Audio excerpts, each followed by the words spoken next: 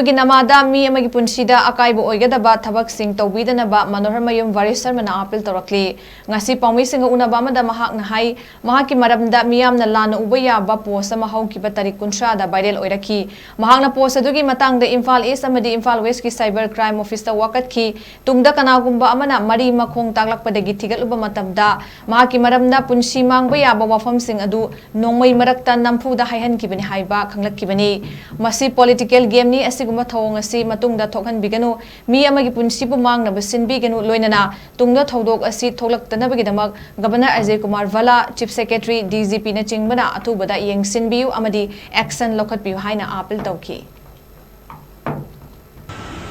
masigumba keno sai angang ani du de tuyo ko songin bele ke angang do khang de no ta keno bu no so amadu ai maming su pani angang ani do adum ni sa su sai adum ni sa gi keno su le bangang du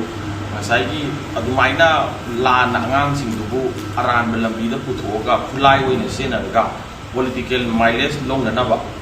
amadi mi ma gi bijat sokpya ba maming palhalaga madaida praja da lan uhanna tawro wat siliba yamna powerful oi ba pa ma ai mami ge panjaroi powerful oi pa ma na magi ken hai ba militia hai ba ko militia magi to kai semgat ba team haita asina toraga as a meeting sigi magi against the let kadaw singsi adugumba public na yaro da public na mase phatte hai na ba mase ichat choi hai na adumaina akoi paisa mortgage so wanang gi video thador ke upal lakh adu piro ga na maina phongat ba tuna masi ai ngasi di ai gi laibu phabadagi isorna ai ni isor khara ningje ba haiga isor paramjabadagi ai ngonda su mayam ni biramba badna amadu isandani duna chena topiratana ai di haibadi ai lande habilu mati isandani no tapirame adu angang singduda dhangpi toraga nomoi dubai mayam baraktuda kauraga lamanga kauraga si haibadi noi adu tongni ada tongni haidum toy namma matam da su angang singduna thadu pigano hai thadu oi si pose koi kai mama tawai thumjan ni khopni hai adu 2021 da logiba video ne hai aduga chahi ani gi mangda ado hajikta ngarang na thadoi maram sisu lam chauna lei braina khali masi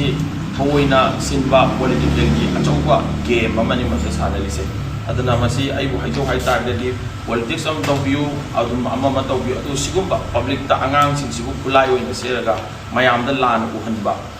mayam da phatabo uhanba sumba uhanba se masi yam phatabo khongthang ni khali aduga lepak ning gi hai kana iseng seng na lepak ning biro lepak ning bagi namada sigum basi ta toraga paisa tan boi na tholei basa masi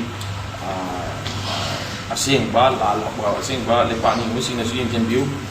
amadi sumaina ngaleta keno tawduna kuatna miwanda harassment bi ba imu manu yamen tahanda ba mayam da ai gi bijat na jingba roi lo hen ba sumba tawasi yaragadi akoi honorable governor na amadi manipur ki DGP amadi chief secretary na masi akan ba miyeng gi biduna hairi ba masi senari ba